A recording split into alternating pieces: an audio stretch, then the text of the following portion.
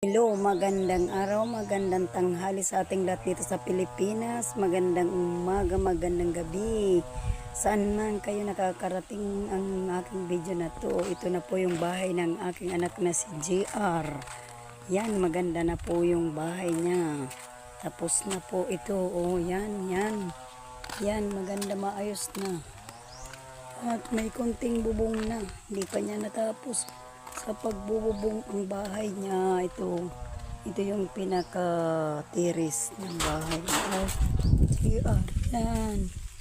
Yan hanggang dito. Ito, pintuan pa ito at gagawa pa siya dito ng isang kwarto. Yan, ito